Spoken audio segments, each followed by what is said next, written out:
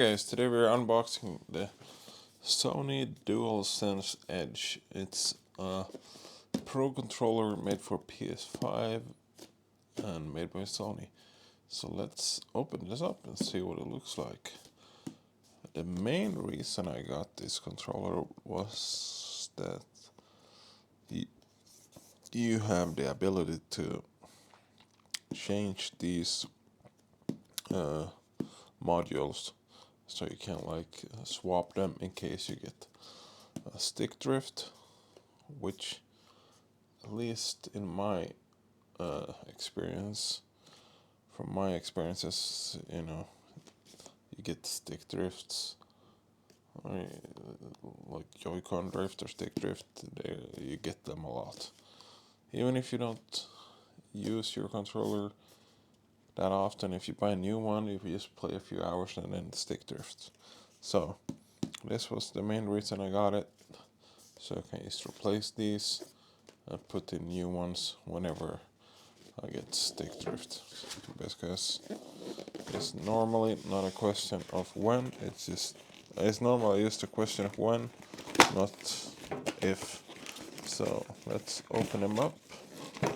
Sony usually has a pretty good unboxing experience, so I think I opened it up the wrong way. And then you get the PlayStation logo, and you get a cloth bag, sort of, with nothing on it, and then the controller. There's maybe some instructions or how-to guide. Let's just throw this box to the side. I guess did it come with anything else? Nope. I don't see. Maybe it has all the cables in here. I don't see any cables, so let's just throw it to the side. Here's the right away. You get a nice case. So if you can see the PlayStation logo here. So if you're doing any traveling, or if you're like going to a friend's house, or if you're going overseas or something, you got this pretty nice controller that you can travel with. And I'm not sure what this is. If it seems like a cardboard piece. Let's just open this up and see what we have here. Okay, so you can kind of push this out, and maybe you can have the controller charge. Yeah, you can have the controller charge in your case, which, I mean, you can have the controller charge here. I'll show you again. But you kind of have to like open it up first and then do it like this, and then it closed. So, well, it's kind of a hassle more than anything else there. So you can have your remote charge through the case if you just want to have the case on the table or somewhere, so like at all point. I would say that this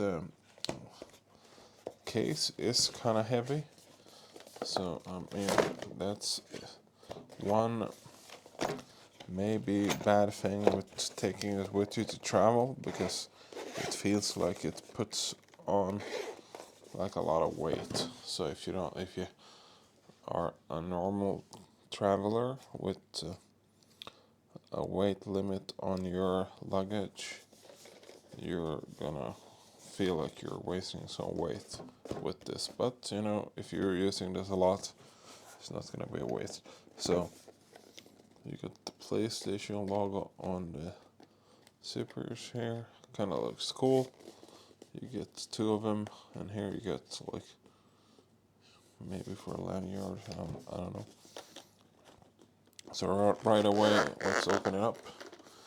I could already see that you don't get. Okay, so here is. Let's see. Here is. I guess you just take the controller like this, and you get a cable with it that they have put up here. It's really stuck in there. Looks like a high quality USB-C to USB-A cable, which is kind of unfortunate that it's not USB-C to USB-C, but you know, it feels high quality. You put the cable on there. Here you got a space for something that's not being covered, and you got two of these sticks that have fallen out of their place. I'm not sure if they are supposed to be upwards or downwards. I'm just gonna put them there. We'll see if they stick if I put my remote down. Yeah, I guess. So there. We have two of these. I guess these are just pieces that you can use in case your main ones get like lost or something. And then you get a bunch of these accessories here, and you get a unlock and lock, and I'm guessing this module here is for these in case you want to carry more of them with you. Let's just open this up and see. They have a release button here. Well, I don't have any nails, so I'll use one of these things.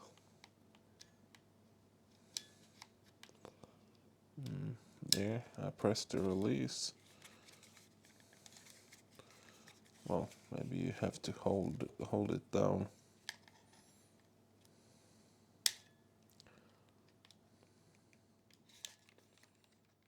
Let's see, release.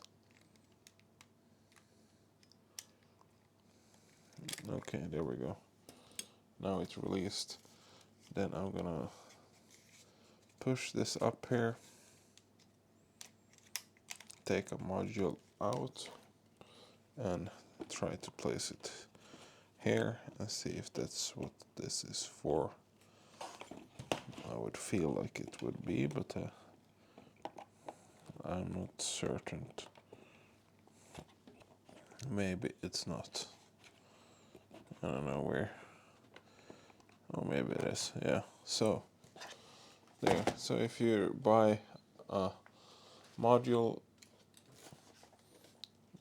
just put it in there, and you get a separate, like a spare module for whenever you're going to travel or somewhere else or something else.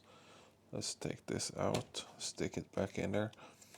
So it's really easy to replace these modules. I mean, for most people, this is gonna be the main, maybe not for most people, but for a lot of people, this is gonna be the main reason to get one of these controllers. You can just pull this thing up here, push this module in like this, and then it doesn't, it kind of clicks, and then just pull that down, and you got your new stick module installed. So it's pretty easy. I mean, it feels like it's a really high quality controller. You can kind of see if we take a PS5 controller here, you can kind of see the difference in the design. This has like some kind of PlayStation markings on the touchpad, and this one doesn't.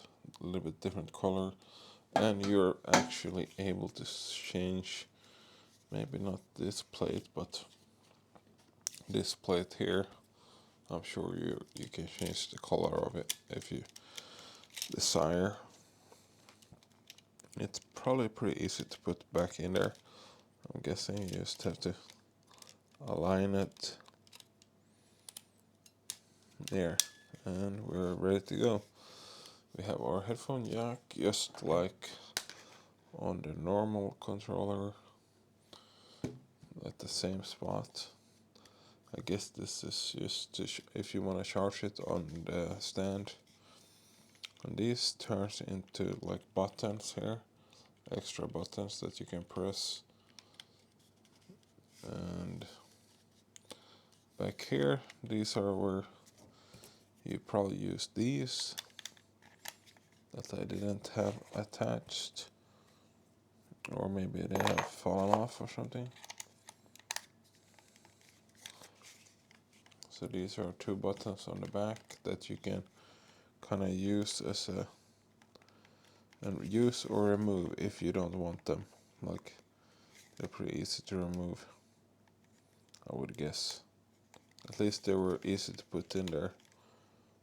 But I guess there we go. So not that hard to remove, pretty easy to put in there.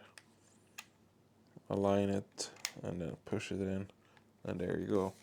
So you have a bunch of buttons here on the back. I mean, you charge it here in the top, just like a normal remote. And these buttons here on the back control the sensitivity on these, like how easy it is to press them. Like if you wanted to give a lot of resistance or just be a smooth ride. So, and of course you have a bunch of settings that you can play around with. My initial thoughts, I mean, the main reason I got it is because of these are really easy to get stick drift.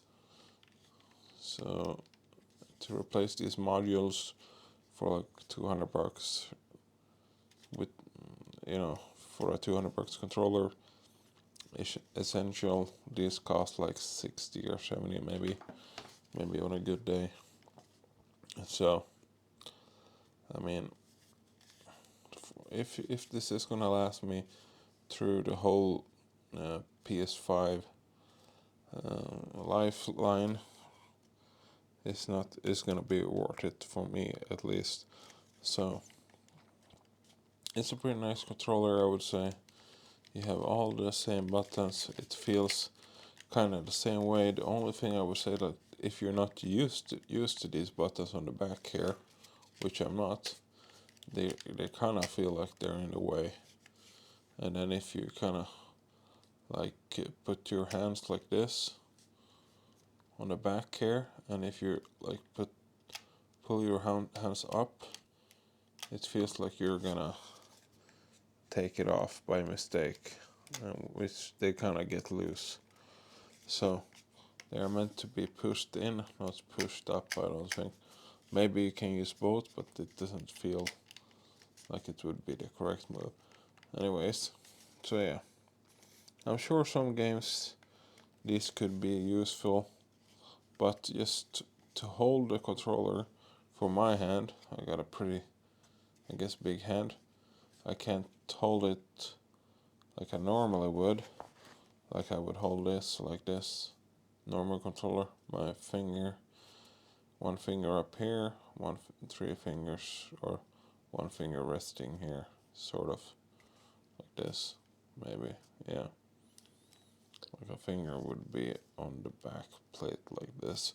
But with this controller here, and if you have these installed, your top of the finger, or even the second finger, is already gonna touch this.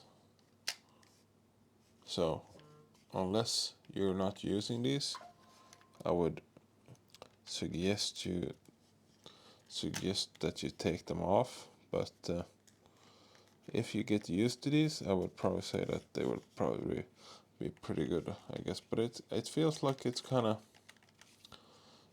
of like if you press this button down here, it's gonna be harder to reach for your triangle and square and X button. I mean, you could probably get used to it, but you know, you're kind of using the same finger here as you would use for this R2 button here. So I mean, you maybe you have to kind of get used to it, hold it in a different way, probably like this. Like have two fingers resting on this button back here, and then have your third finger, middle finger on the R2 instead of having it kind of down here and just using the this finger for both of these buttons. But now you kind of have to pull up your middle finger and use it like that.